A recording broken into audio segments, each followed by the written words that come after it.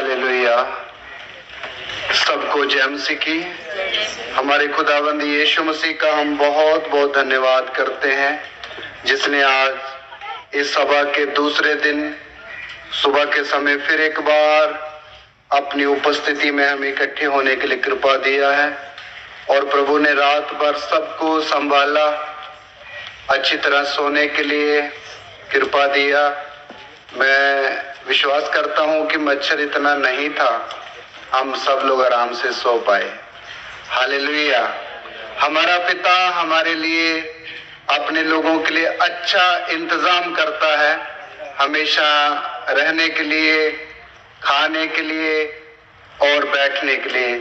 इसलिए हम सारी बातों के लिए अपने पिता परमेश्वर का बहुत बहुत धन्यवाद करते हैं। तो हम सीख रहे थे कि यीशु मसीह ने आज्ञा दी है कि सारी जातियों में जाओ और लोगों को क्या बनाओ? चेला बनाओ। तो कल चेले के विषय में हमने पहली बात सीखी थी कि एक चेले में सबसे पहले क्या होना चाहिए? प्रेम। और प्रेम भी कौन सा प्रेम? अगापे प्यार, जो खुदावंद ने अपने पवित्र आत्मा के द्वारा हमारे हृदयों में भेज दिया है। हालेलुया। तो आइए हम इसी विषय को आगे बढ़ाने समय, उससे पहले कोई किसी को कल रात को जो हमने सीखा हुआ वचन था, उसमें अगर किसी को कोई सवाल है, कोई बात आपने पूछनी है जो समझ नहीं आई, तो आप पूछ सकते हैं, उसको उसका जवाब दिया जाएगा। किसी को अगर सवाल है उस सिखाए हुए वचन के ऊपर, तो आप बोल सकते हैं, उसको जवाब दिया जाएगा। अगर नहीं है तो कोई बात नहीं, अगर फिर भी सवाल आता है तो कभी भी आप पूछिए, उसका जवाब मिल जाएगा। तो चलिए उसके आगे हम जाएंगे। यूहन्ना की अंजील उसका 8 अध्याय उसका 31 वचन निकाल लेंगे आज के सुबह के मनन के लिए। यूहन्ना की अंजील उसका 8 अध्याय 31 वचन हम पढ़ेंगे सब मिल करके।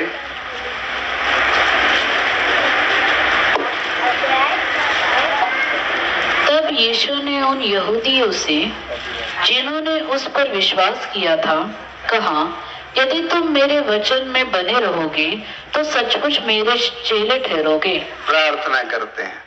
पवित्र आत्मा जी, आपका शुक्र करते हैं आज के दिए हुए इस सुबह के वचन के लिए। आप इस वचन के अध्यापक हैं, हम सब सीखने के लिए आपके चरणों में बैठे हैं। आप अपना वचन हमें समझाइए, आपके हाथों में हम अपने आप को देते हैं। विनतियां यीशु मसीह के नाम से मांग लेते हैं, आमीन। एक बार फिर पढ़े बहन। तब यीशु ने उन यहूदियों से जिन्होंने उस पर विश्वास किया था कहा, यदि तुम मेरे वचन में बने रहोगे तो सचमुच मेरे चेले ठहरोगे। हाँ, यीशु मसीह ने उन लोगों से कहा जिन्होंने यीशु मसीह पर विश्वास किया था, अगर तुम मेरे वचन में बने रहो, जहां खड़े रहो, तो तुम सचमुच मेरे क्या ठहरोगे? चेले ठहरोगे। तो हमारा विषय है यीशु मसीह का चेला बनना। तो यीशु मसीह का चेला बनने के लिए दूसरी बात जो हमारे प्रभु ने सिखाई है वो ये है कि एक चेला प्रभु यीशु मसीह के वचन में क्या रहना है? बने रहना है। हालेलुया। जो भी वचन हमारे हाथ में है, जो वचन हम प्रभु के दासों से सीखते हैं, जहां खुद हम बाइबल से वचन को पढ़ते हैं, उसको मनन करते हैं, इतना ही काफी नहीं है। प्रभु चाहता है इस वचन में हम सब लोग क्या रहें? बने रहें।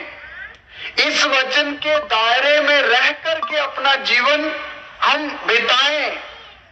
अगर ये वचन जो हमें प्रभु ने दिया है, इस वचन में हम बने रहेंगे, तो यीशु मसीह बोलते तुम सचमुच मेरे क्या ठहरोगे? चेले ठहरोगे। तो चेला बनना है तो वचन के अंदर खड़े रहना है, जहां वचन उसमें बने रहना है और चेला वचन में बने रहना है। हालेलुया। इसलिए जो वचन हमारे हाथ में है, ये वचन किसका वचन है?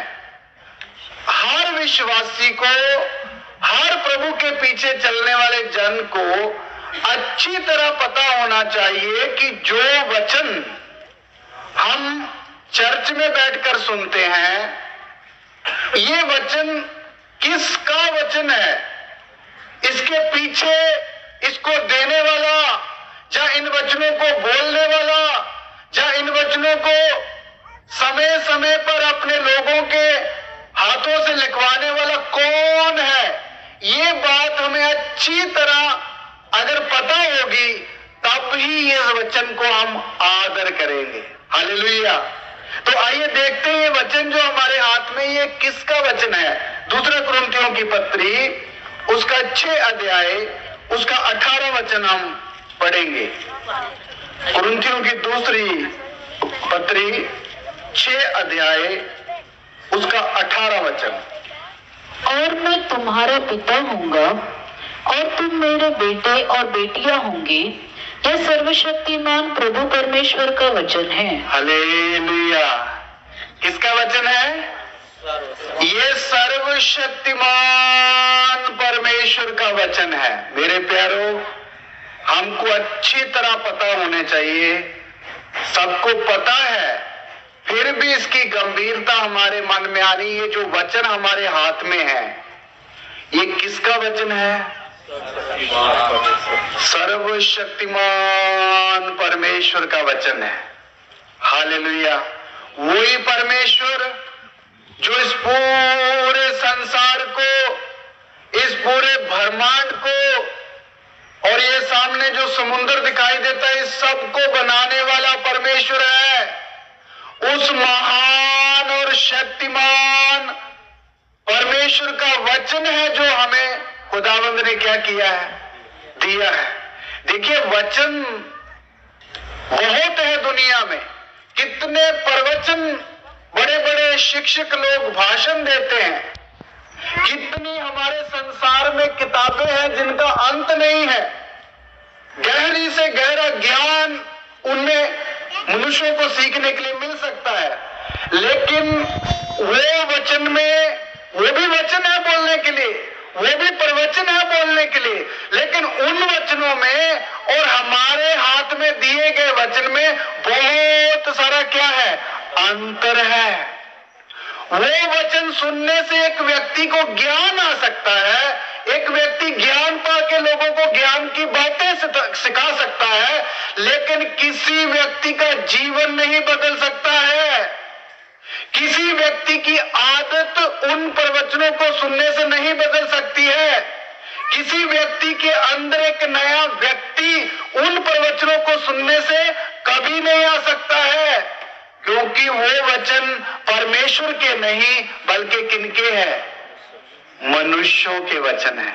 मनुष्यों की इस बुद्धि से निकले हुए वचन है।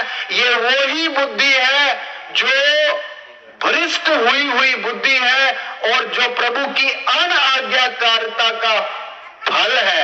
ये बुद्धि जो मनुष्य को आई है, इसलिए उन वचनों से आत्मिकता का कुछ भी हमारे अंदर पैदा हो नहीं सकता है। लेकिन जो वचन हमारे हाथ में है, जिसको हम हर बात में वचन लेकर बयान करते पढ़ते हैं, ये वचन सर्वशक्तिमान परमेश्वर का क्या है?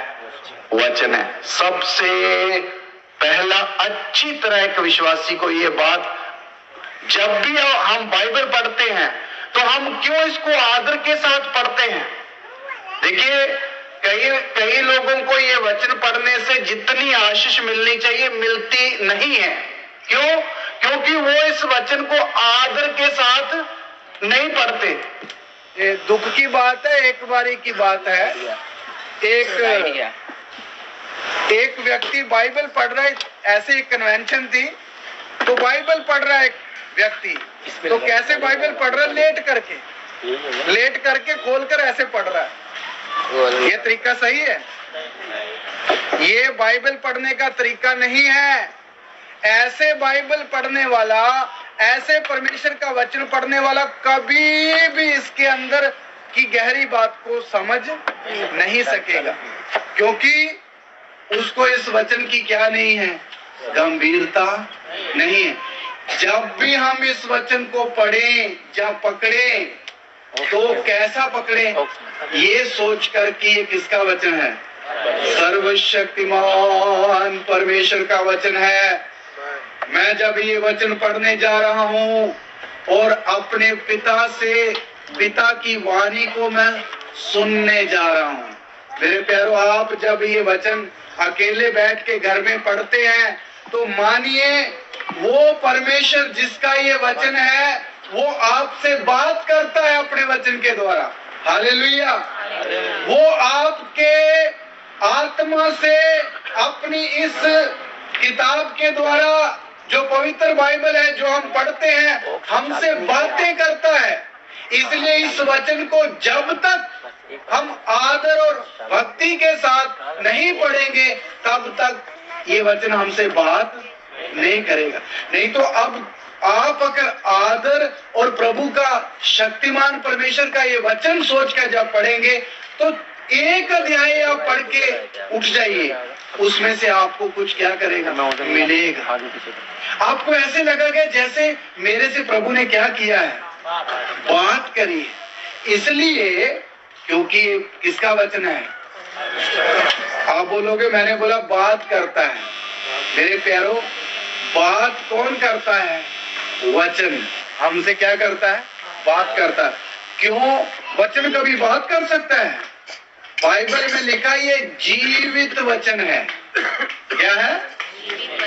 ये जीवित वचन है, और ये सुनने वालों को, पढ़ने वालों को, जो भी पढ़ते हैं उनसे बात करता है जब हम इसको आदर के साथ पढ़ेंगे। इसलिए कभी भी जब हम प्रभु के वचनों को पढ़ने के लिए जाएं, तो बड़े आदर के साथ कि प्रभु अपने वचन के द्वारा मेरे से क्या कर? बातें कर। जरूर प्रभु क्या करेगा? बात करेगा। Hallelujah, hallelujah. और ये वचन की स्थिरता, ये वचन कितना स्थिर है, वो भी हमें पता होना चाहिए। उसके लिए वचन पढ़ेंगे।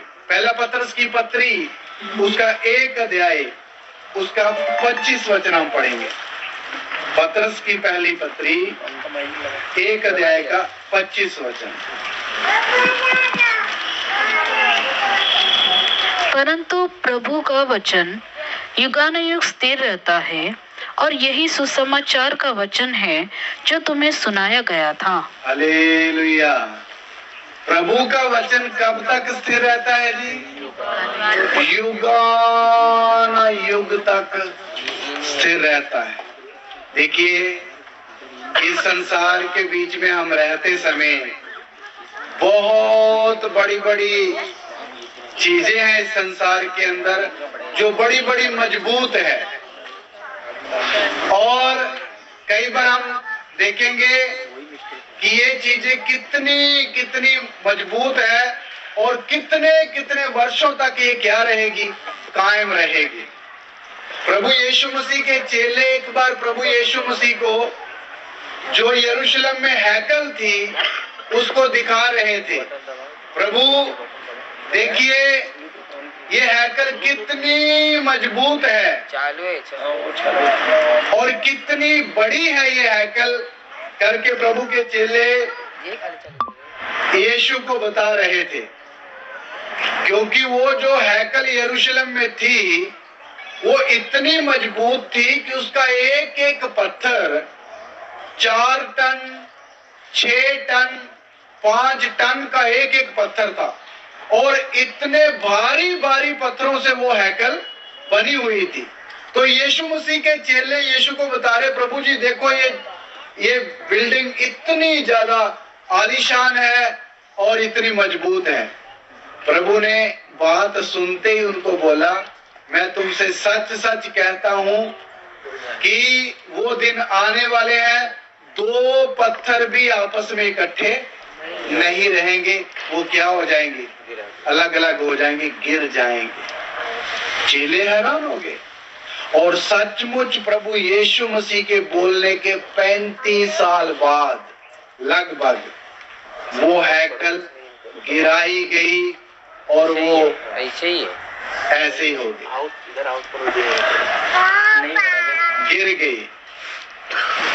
गिर गई। इसलिए मेरे प्यारों, कहने का मतलब, इस संसार में हम कितनी बड़ी बड़ी बिल्डिंगों को देखते हैं, कितनी बड़ी बड़ी शिपों को देखते हैं जो समुद्र में चलती है, कितने बड़े बड़े ताकतवर इंसानों को देखते हैं जो बड़े बलवंत दिखाई देते हैं, लेकिन वो सब एक न एक दिन क्या हो जाते हैं, नष्ट हो जाते हैं। एक न एक दिन वो क्या हो जाते हैं, डिसमिस हो जाते हैं। लेकिन हमें पता होना चाहिए ये जो वचन खुदावंद ने हमारे हाथ में दिया है, ये कब तक स्थिर रहेगा, युगानुयुग तक। हालेलुया। इसलिए युगानुयुग तक रहने वाला वचन खुदावंद ने कलीसिया को दिया है। युगानुयुग तक रहने वाला मसा किया हुआ वचन खुदावंद ने अपने लोगों को दिया है। कई बार कुछ विश्वासी लोग सोचते हैं, मैं तो बड़ा निर्बल हूं, मैं तो कभी भी मजबूत हो नहीं सकता हूं। मेरे प्यारो, ये आपका वहम है, ये आपका कम ज्ञान है। अगर कोई स्थिर होना चाहता है, अगर कोई व्यक्ति एक मजबूत इंसान बनना चाहता है, तो वो किसको पढ़े? हालेलुया। परमेश्वर के युगानुयुग तक स्थिर रहने वाले वचन को पढ़े। कितना भी निर्बल इंसान है, कितना भी बार बार गिर जाने वाला इंसान है, हिम्मत ना हारे। कई बार विश्वासी लोगों को शैतान पहले तो गिराता है, कोई ना कोई उनके इंसान आगे कोई जुक्ति लाकर उनको पाप में गिरा देता है, जब बुरी बातों में गिरा देता है, उनको गिराता है। लेकिन गिरने के बाद वही शैतान हमारे मन में कई बार विचार डालेगा, तू तो कभी भी स्थिर हो नहीं सकता, तू तो कभी भी उठ के खड़ा हो नहीं सकता, तेरे से होगा नहीं। आपकी सारी की सारी हिम्मत को क्या कर देगा? आपके विचारों के द्वारा बार बार विचार डालने के द्वारा एक व्यक्ति को और भी शैतान, जहां हमारी शारीरिकता निर्बल करेगी। लेकिन उस समय अगर आपको प्रभु के वचन के साथ थोड़ी मित्रता है, तो आप उस प्रभु के दिए हुए वचन के साथ संगति रखें, प्रभु के वचन को पढ़ते रहें, प्रभु के वचन को ध्यान से समझते रहें। मेरे प्यारो, आप जितने भी निर्बल हैं, कितनी बार आप गिर गए, कितनी बार आप चलने की कोशिश की, लेकिन आपसे हो नहीं सकता। आपने कुछ बातों को जय पाने के लिए चाहते हो, लेकिन आपसे जय नहीं पाई जाती। अगर आप इस वचन को पढ़ते रहेंगे और इसके ऊपर हाथ रख के प्रार्थना करते रहेंगे, ये वचन हर कमजोर से कमजोर व्यक्ति को क्या कर देगा? स्थिर कर देगा। हालेलुया। एक कमजोर से कमजोर व्यक्ति को भी क्या कर देगा? स्थिर कर देगा। क्योंकि ये वचन एक ऐसी रोटी है जो मनुष्यों को आत्मिक बल देती है। हालेलुया। आत्मिक बल देती है। कितना भी थका हुआ एक व्यक्ति है, उसको भी ये चलाने के लिए क्या है? ताकत देने में सामर्थ्य है।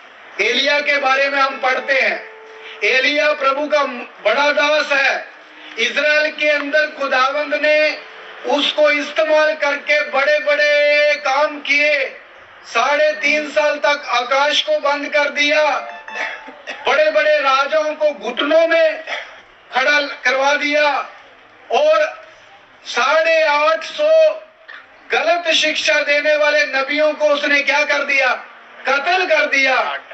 आखिर में वो एलिया एक धमकी सुनकर इतना डर गया कि जंगल में जाकर प्रभु से बोलता, प्रभु अब मेरे अंदर ज्यादा शक्ति नहीं है, मैं आगे चल नहीं सकता, मेरे अंदर ज्यादा काम करने के लिए कोई बल नहीं है, इसलिए आप ऐसे करो, आप मेरी जान निकाल लो। मतलब मरने के लिए चाहता है। इतना निर्बल हुआ एक व्यक्ति हम वहां देखते हैं, दास को मरने के लिए चाह रहा, प्रभु मेरी जान मेरे से ले लो क्योंकि मैं आगे चल नहीं सकता हूं।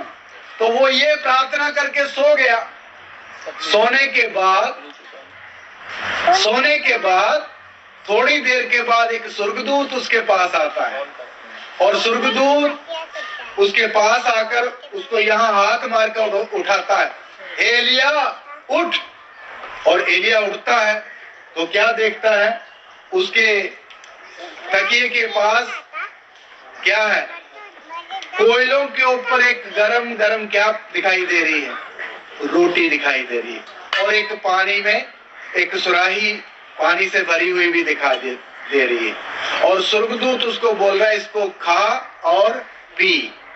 मेरे प्यारो, एलिया ने स्वर्गदूत की बात मानी और वो भोजन क्या किया? खाया। हालेलुया। वो भोजन खाया और वो पानी जो दूत लाया था पिया। उधर हम पढ़ते हैं, वो एक रोटी खाकर प्रभु का दास एलिया 40 रात और 40 दिन तक चलता रहा और होरेब पर्वत तक पहुंच गया। एक रोटी से उसको कितना बल मिला? 40 दिन तक सफर करने के लिए क्या मिल गया? बल मिल गया। और उसने जाकर होरेब पर्वत पर सर्वशक्तिमान परमेश्वर से मुलाकात करी। मेरे प्यारो, मेरा बोलने का मतलब, हालेलुया, मेरा बोलने का मतलब,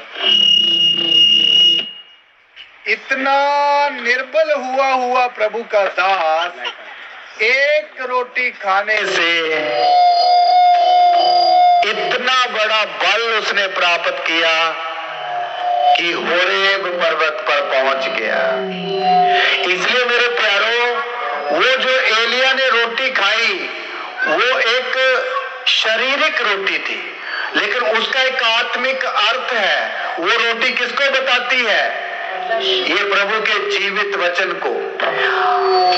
हम लोग आज क्या खाना है? प्रभु का वचन खाना है। हालेलुया। प्रभु का वचन खाता।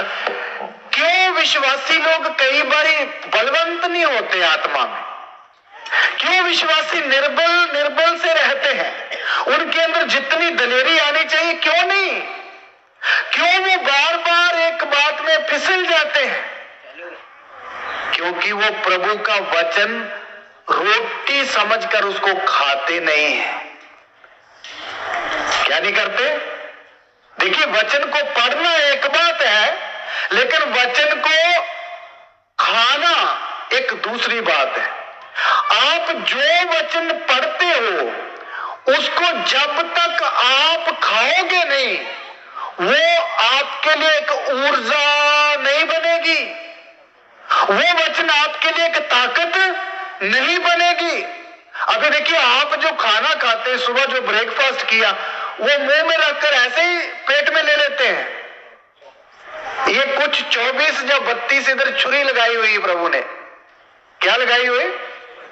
चाकू लगाए हुए। वो चाकू क्या करते हैं, ऊपर वाला चाकू नीचे दबाता, नीचे वाला ऊपर को, और वो जो खाना आपके मुंह में जाता है उसको और भी क्या कर देता है, पीस देता है, और को ब्रीक ब्रीक ब्रीक करके फिर आपकी आंत में जाता है, पचने वाली आंत में, तब ही वो जाता है, जाकर फिर आंतरियों में जाकर वही भोजन लहू को बनाता है।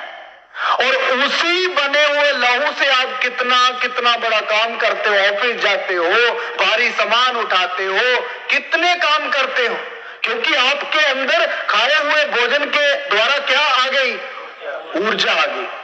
लेकिन इससे, ये शारीरिक भोजन से भी कितना ताकतवर है कौन सा वचन, ये भोजन।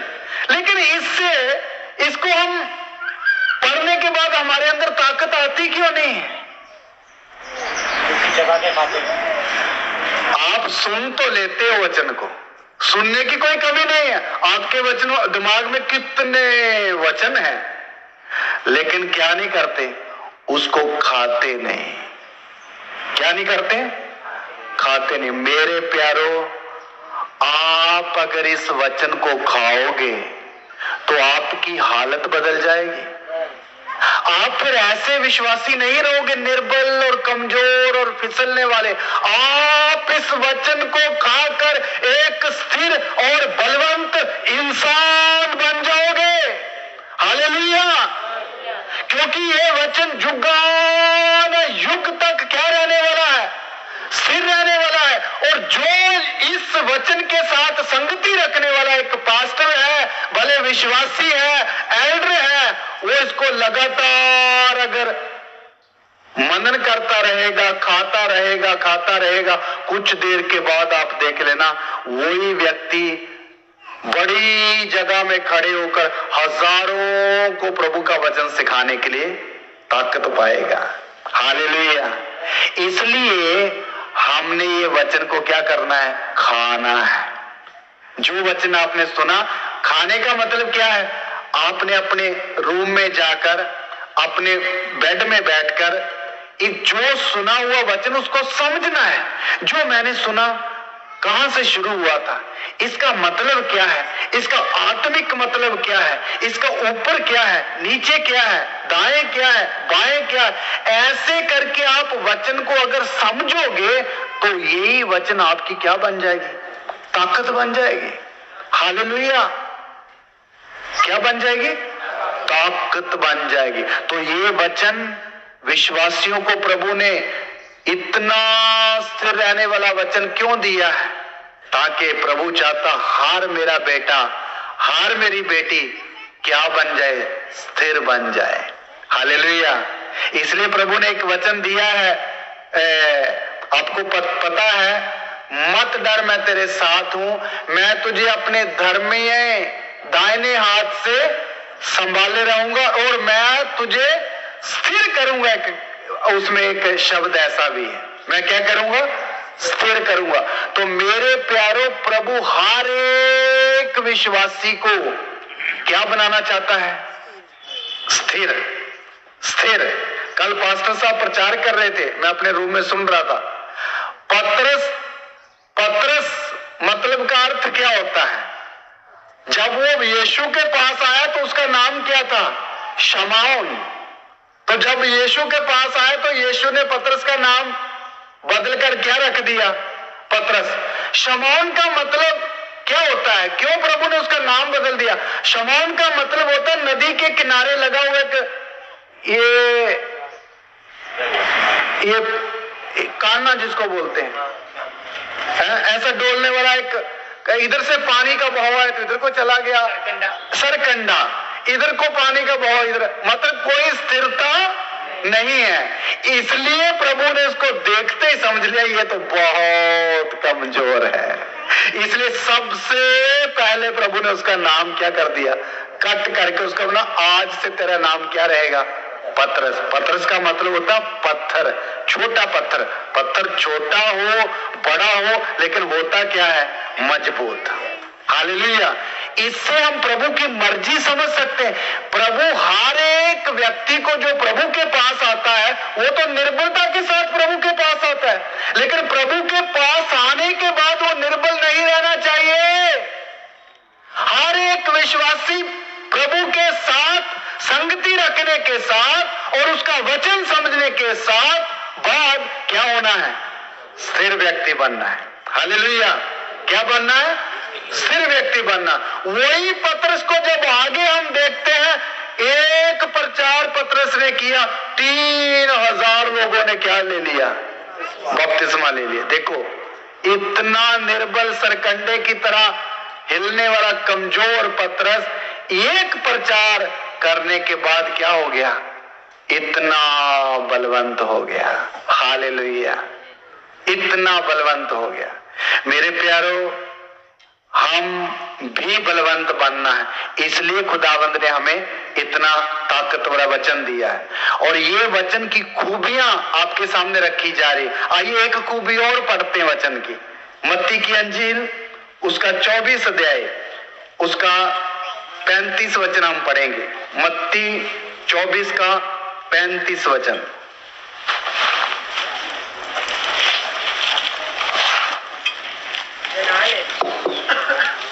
आकाश और पृथ्वी टल जाएंगे, परंतु मेरी बातें कभी न टलेंगी। हालेलुया।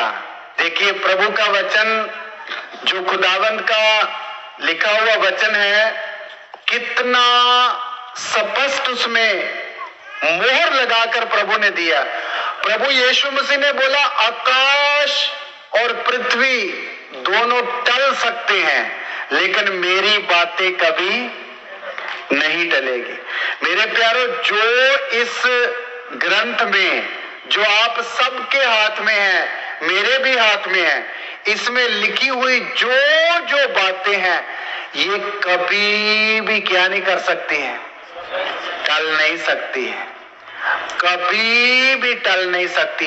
इतनी अटल है, कभी नहीं टलेगी। प्रभु यीशु मसीह अपने मुंह से बोलते हैं, मेरी बातें कभी नहीं टलेगी। भले प्रभु ने अदन के बाग में आदम को एक बात बोली, वो भी कभी नहीं टलेगी। भले सैमुएल नबी के द्वारा जो वचन बोला गया, कभी नहीं टलेगा।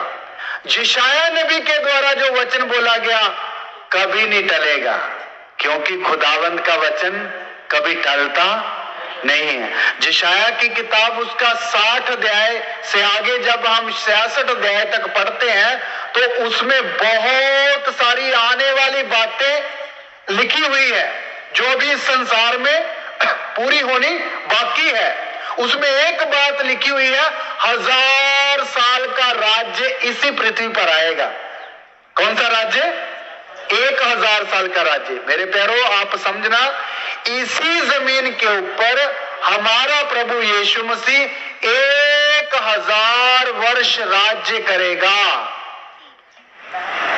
इसी जमीन के ऊपर। आप विश्वास करते हैं? ये वचन यशायाह नबी ने यीशु मसीह से भी कितने सैकड़ों साल पहले लिखा हुआ है, लेकिन याद रखिए, वो वचन पूरा होने का समय नजदीक नजदीक आता जा रहा है। कितना नजदीक समय आ गया?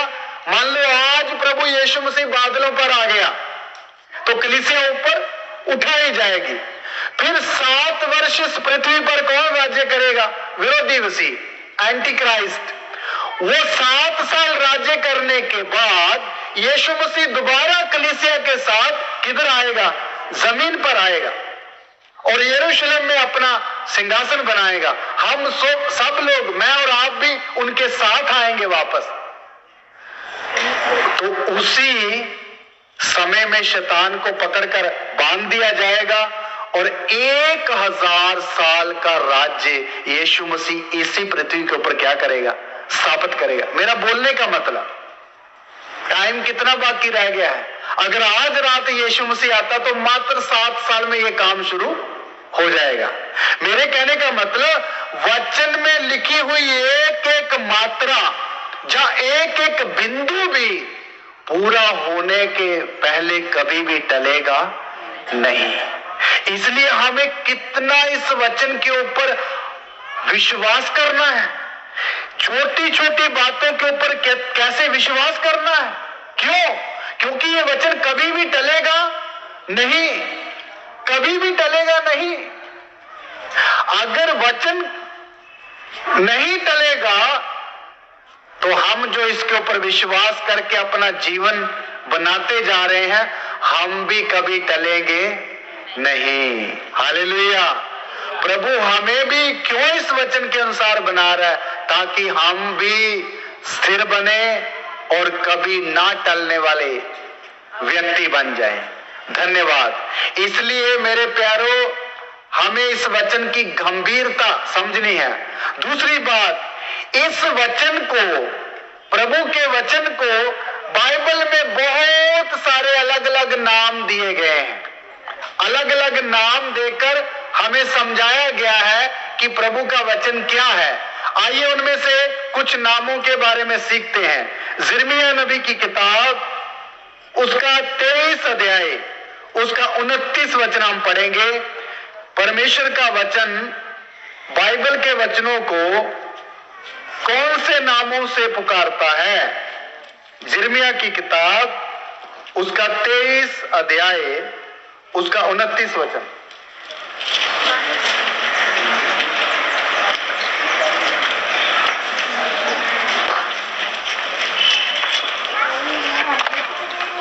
कट जाएगा तो पढ़ेंगे सिस्टर। यहोवा की यह वाणी है, क्या मेरा वचन आग का सा नहीं है? फिर क्या वह ऐसा हथौड़ा नहीं जो पत्थर को फोड़ डाले? हाँ, सब लोग ध्यान देना, एक बार फिर पढ़ेंगे बहन। यहोवा की यह वाणी है, क्या मेरा वचन आग का सा नहीं है? हाँ, देखिए, प्रभु परमेश्वर अपने लोगों को क्या बोल रहा है? क्या मेरा वचन आग सा नहीं है? इसका मतलब ये जो वचन हमारे हाथ में है, इसको क्या नाम से पुकारा गया है? आग है। ये वचन क्या है? आग है। आग का काम क्या होता है?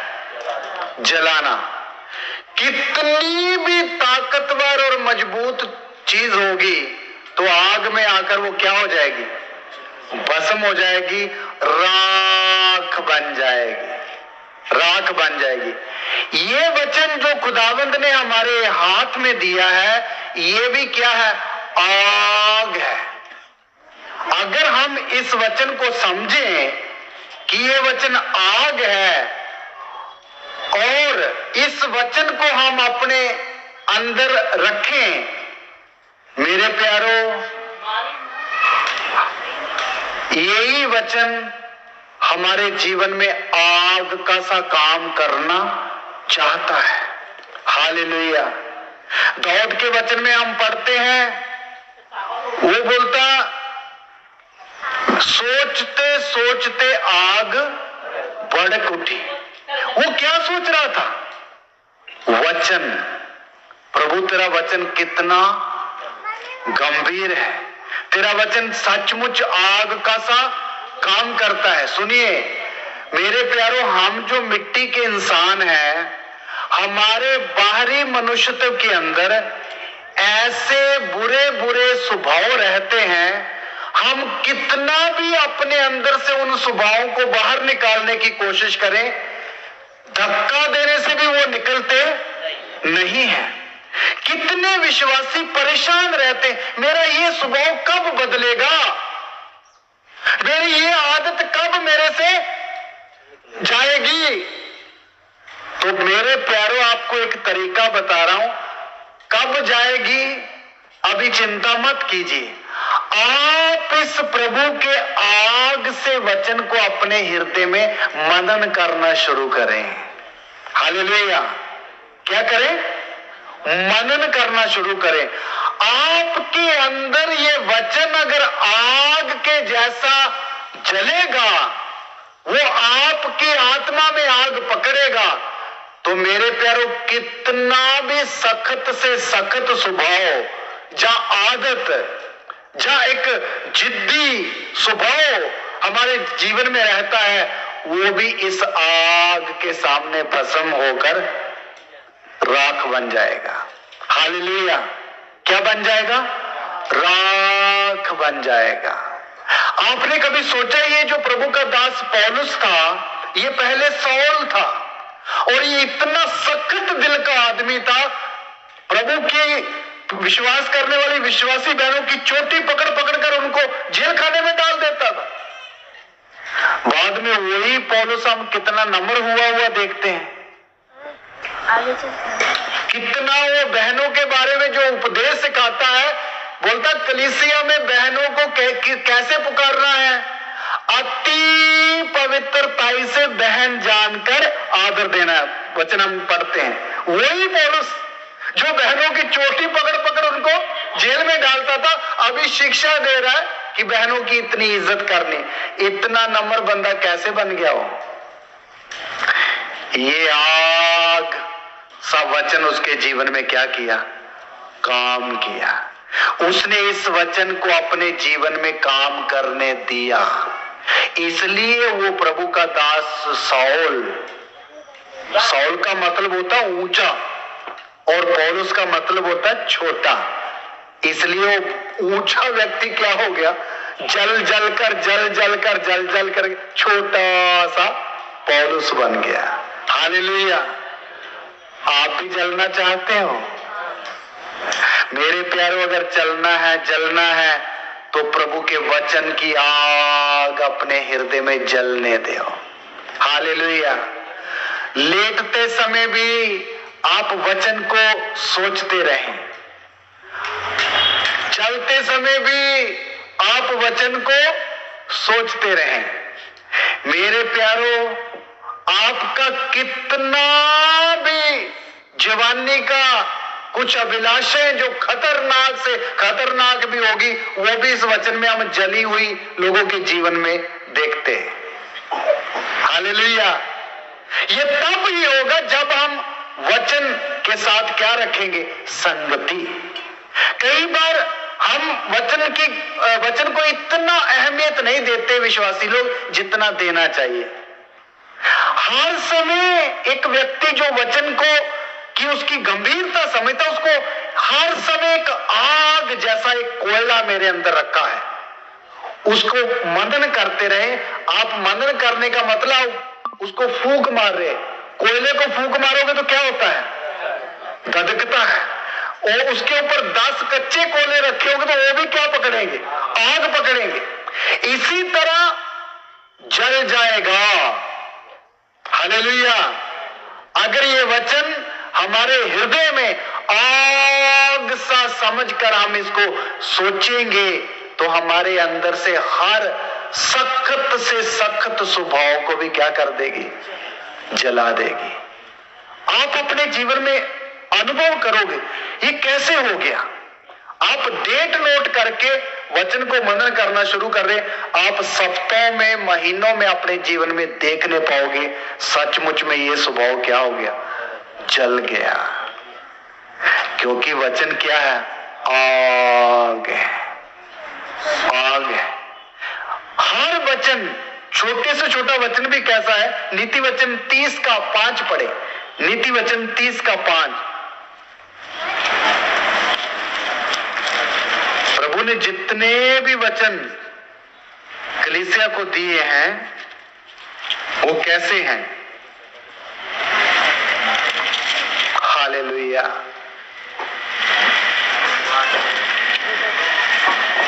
जी। परमेश्वर का एक एक वचन ताया हुआ है, वह अपने शरणागतों की ढाल ठहरा है। हाँ, परमेश्वर का दिया हुआ एक एक वचन क्या है?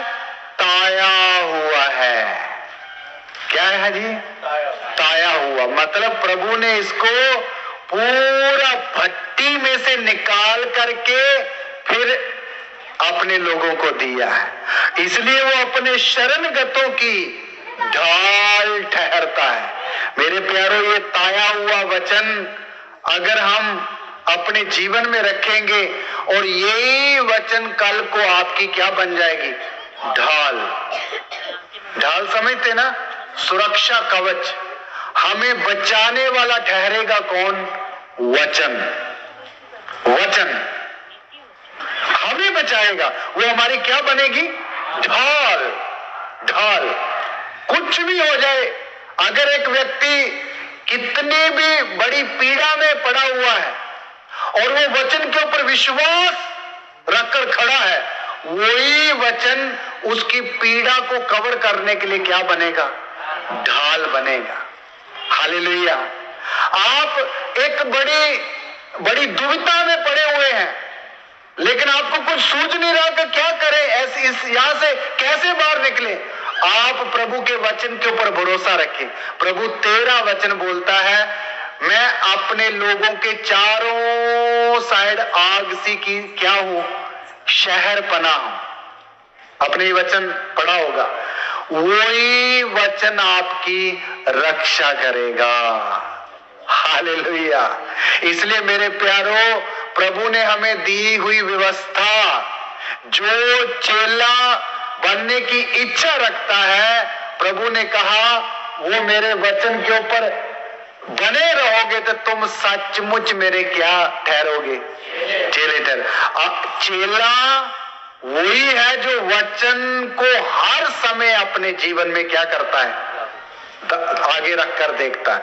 हर बात में अपने जीवन को आगे रखकर देखता है, वही चेला है। इसलिए इन वचनों में जो ताया हुआ है, अपने जीवन में काम करने देना है।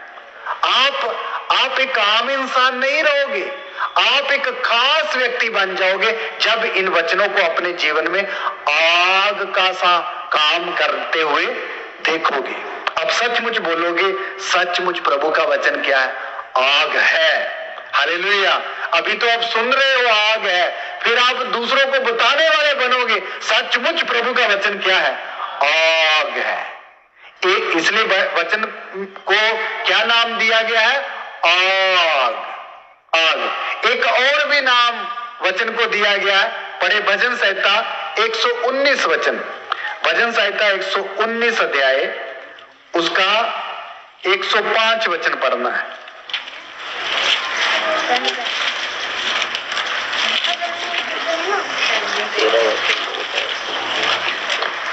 तेरा वचन मेरे पाँव के लिए दीपक और मेरे मार्ग के लिए उजियाला है। हालेलुया। देखिए, बाइबल के वचन को परमेश्वर दूसरा एक नाम देता है। दाऊद राजा बोलता, तेरा वचन मेरे पाँव के लिए दीपक और मेरे मार्ग के लिए क्या है? उजियाला है। मेरे प्यारो, प्रभु का वचन, ये जो वचन हम सीख रहे हैं, हर एक विश्वासी के रास्ते के लिए क्या है? एक दीपक है। हालेलुया। आप सोचिए, जिस दिन से आप प्रभु में आए हो, जब से आपने ये वचन पकड़कर चलना शुरू किया, तब से आपको नजर आता है ना रास्ता कौन सा है, किसमें हमने कैसे चलना नजर आता? नहीं नजर आता। आपका मित्र आज भी वही रास्ते में चल रहा है, अंधकार भरे रास्ते में, लेकिन आप और मैं कहां चल रहे हैं? रोशनी में चल रहे हैं, क्योंकि हमारे हाथ में क्या आ गया? दीपक। किसका दीपक? वचन का दीपक। वो आपके ये जो संसार में देखो धूप है, रोशनी है, लेकिन फिर भी आत्मिक तौर पर ये संसार किसमें डूबा हुआ है? अंधकार में पड़ा हुआ है। इस संसार में वही बचेगा जो वचन को हाथ में दीपक के समान पकड़कर क्या करेगा? चलेगा। उसी को रास्ता दिखाई देगा, यही रास्ता है, ये सीधा रास्ता है, इसमें चलने से ही मैं अगली छोर तक पहुंच जाऊंगा। इसलिए वचन हमारे राहों के लिए क्या है? मार्गों के लिए क्या है? दीपक है। इसलिए कभी भी एक विश्वासी वचन को छोड़कर दाएं बाएं होने का प्रयास कभी ना करे। अगर कभी करोगे तो जीवन में क्या आ जाएगा? अंधकार। क्योंकि शैतान तो मौका ढूंढता है कि कब एक व्यक्ति थोड़ा सा भी वचन से दाएं और बाएं जाए तो मैं उसके आगे क्या रखूं? अंधेरा रखूं, उसके मार्ग में अंधेरा करूं और वो मुंह के बल क्या हो जाए? गिर जाए। इसलिए कभी भी नहीं। इसलिए प्रभु यीशु सर्वशक्तिमान अपने दास यहोशू को एक वचन बोलता है। यहोशू की किताब जब हम पढ़ते हैं तो उसका 1:8 वचन में लिखा हुआ है, हे प्रभु के दास, तू मेरे वचन पर रात और दिन क्या दिए रहना? ध्यान दिए रहना, ना तो मेरे वचन से दाहिने और ना बाएं मुड़ना। तब जहां जहां तू जाएगा तेरा काम क्या हो जाएगा? सफल हो जाएगा। इसलिए प्रभु ने बोला तू वचन से दाएं बाएं ना जाना। इसलिए यहोशू की पूरी आप किताब पढ़ के देख लीजिए, प्रभु का दास वचन से दाएं बाएं हटा नहीं। इसलिए उसने इतनी बड़ी लड़ाइयां लड़ी, एक भी लड़ाई हारने का मौका यहोशू के कारण नहीं हुआ। एक लड़ाई हार गया, वो यहोशू के कारण नहीं था। किसके कारण था? अकान के कारण। यहोशू के कारण लड़ाई नहीं हारा। क्यों? क्योंकि वो वचन को हमेशा कैसे समझ के चलता रहा? दीपक है। क्या है? दीपक है। इसलिए यहोशू इतने साल पहले प्रभु का दास इतनी बड़ी बड़ी लड़ाइयां लड़ के अपना जीवन बिताया, तो हम अपनी अपनी लड़ाई नहीं लड़के जीत सकते हैं? हालेलुया। जीत सकते नहीं जीत सकते हैं? हर विश्वासी जीत सकता है अगर वचन को कैसे समझे? ये मेरे मार्गों के लिए क्या है? दीपक, और मेरे मार्गों के लिए क्या है? उजियाला है। उजियाला है। हालेलुया। इसलिए आपको मालूम ये वचन हमने कहां लेकर चलना है? फिलिपियों की पत्री में आ जाइए। फिलिपियों की पत्री उसका 2 अध्याय,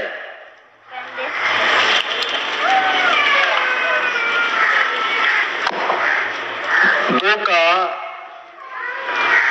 14 वचन पढ़े, 15 वचन पढ़े। 15 वचन।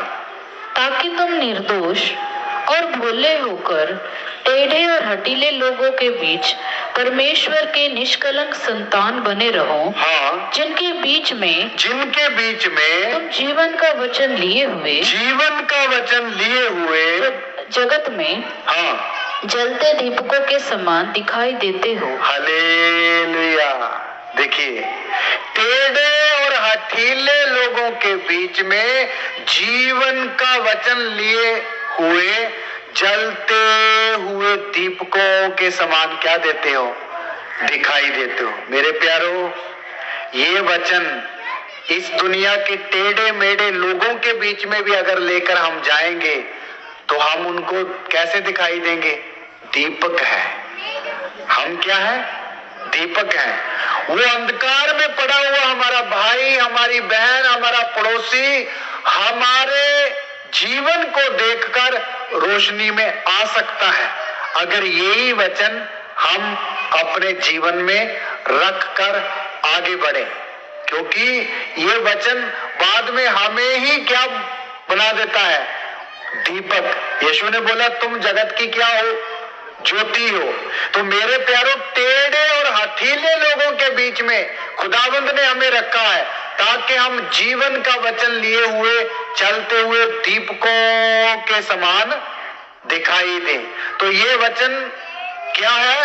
दीपक है। इस दीपक से वचन को हम अपने जीवन में लेकर चलेंगे तो आपके जीवन से ही अंधकार क्या हो जाएगा? दूर हो जाएगा। अंधकार दूर हो जाएगा। इसलिए प्रभु यीशु मसीह ने बोला शरीर का दिया आंख है। यदि तेरी आंख निर्मल हो तो तेरा सारा शरीर भी क्या होगा? बड़ा उजाला हो जाएगा। देखिए, इस पूरे शरीर का जो दिया है प्रभु ने किसको बना दिया? आंख को। क्योंकि हर बुराई करने के लिए सबसे पहल रोल किसका होता है? आंख का। इसलिए यीशु मसीह ने बोला यदि तेरी आंख ठीक है तो तेरा सारा शरीर भी क्या है? निर्मल है। हालेलुया। तो मेरे प्यारों, इसलिए अगर हमारी आंखों को ऐसा निर्मल बनाना है तो वो भी वचन ही बना सकता है। कौन बना सकता है? कैसे बना सकता है? भजन संहिता 19 में आ जाइए, एक वचन बताता हूं कैसे बन सकता है। भजन संहिता 19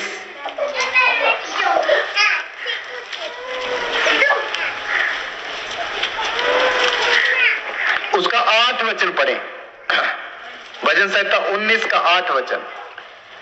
यहोवा के उपदेश सिद्ध है, हाँ हृदय को आनंदित कर देते हैं जी। यहोवा की आज्ञा निर्मल है, वह आंखों में ज्योति ले आती है। हालेलुया। यहोवा के उपदेश सिद्ध है, हृदय को आनंदित कर देते हैं। और यहोवा की आज्ञा निर्मल है, किसमें रोशनी ले आती है? आंखों में। सुनिए कितना सुंदर वचन है।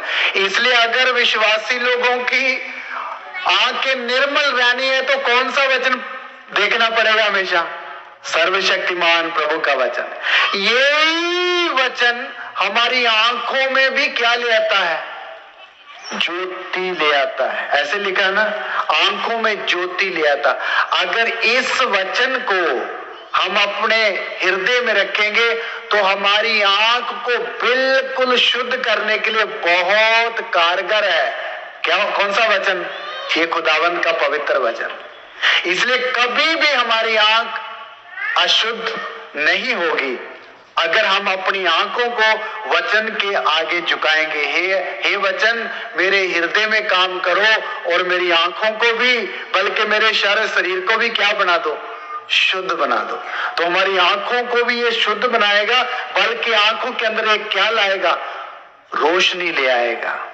आंखों में ज्योति ले आ जाएगा। ज्योति का मतलब आत्मिक ज्योति। अभी तो हम अपनी शारीरिक आंखों से देखते हैं, लेकिन इसके बाद अगर एक व्यक्ति आत्मिक बनता जाएगा तो इन्हीं आंखों से हम कौन सी चीजें भी देखेंगे? आत्मिक चीजें भी देखेंगे। इसलिए अलीशा के घर के चारों साइड एक राजा ने घोड़े लाकर घेरा डाल दिया कि इसको पकड़ के बंदी बना के ले जाएंगे।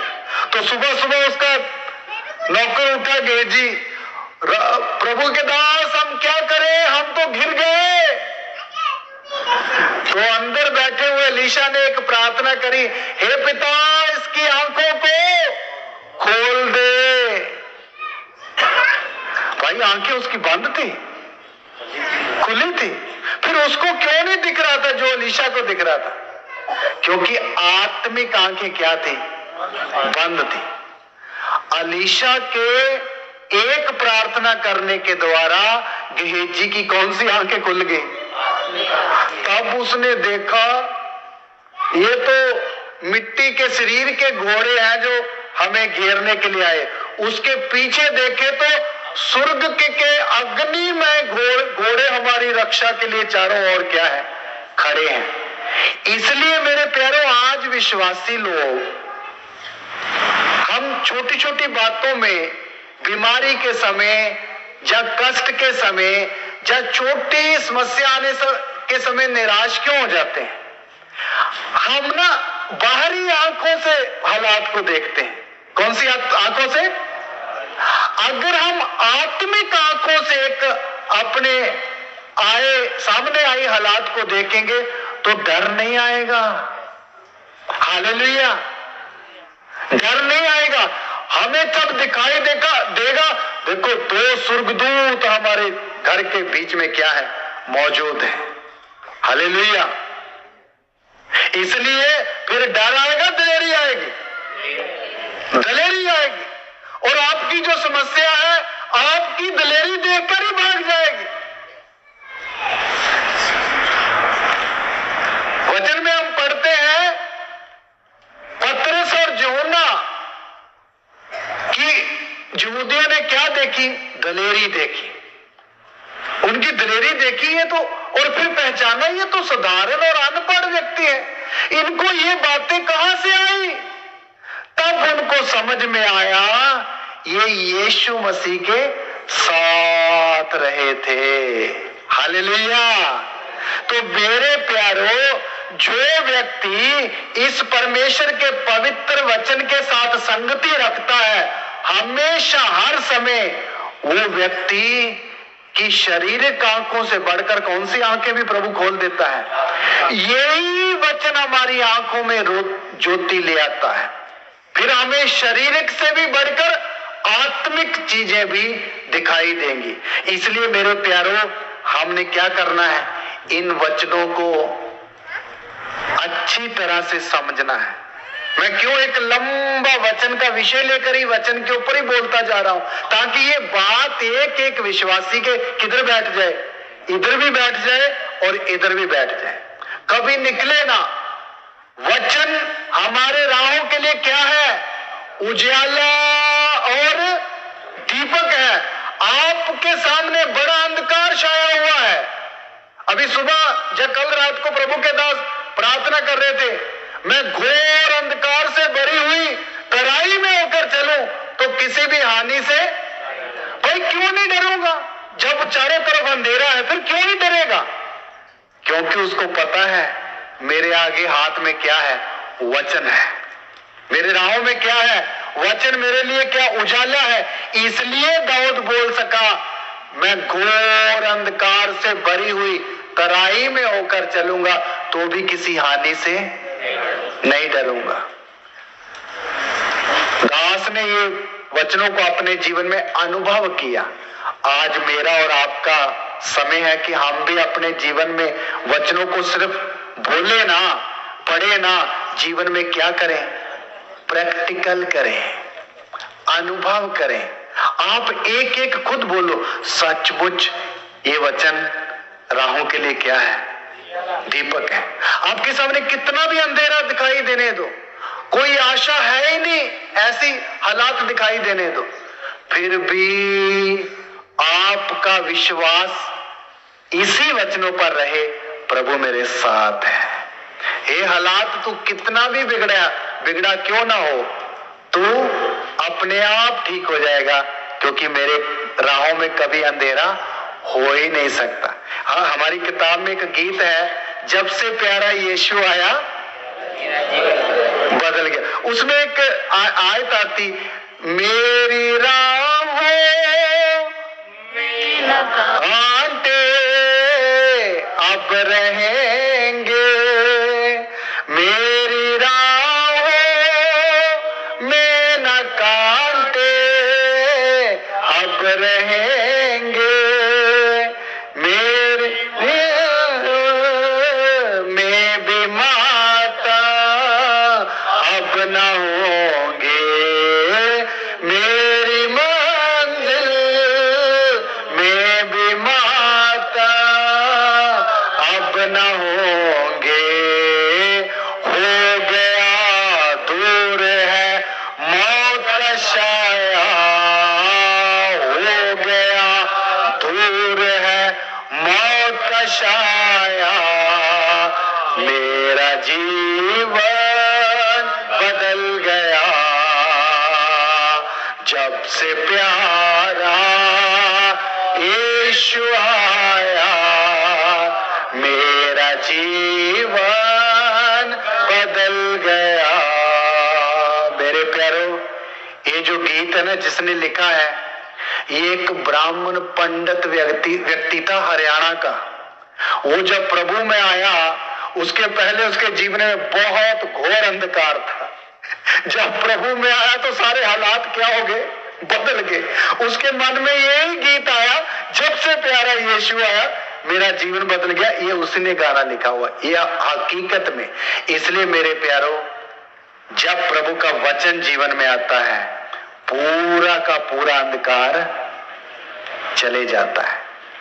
तो इसलिए हम सबके जीवन में भी वचन आया हुआ है, इसलिए वचन को अच्छी तरह अपने जीवन में काम करने दे, ताकि बचा कुछ अंधकार भी क्या हो जाए, चला जाए, हम ज्योति की संतान कहलाएं। हालेलुया।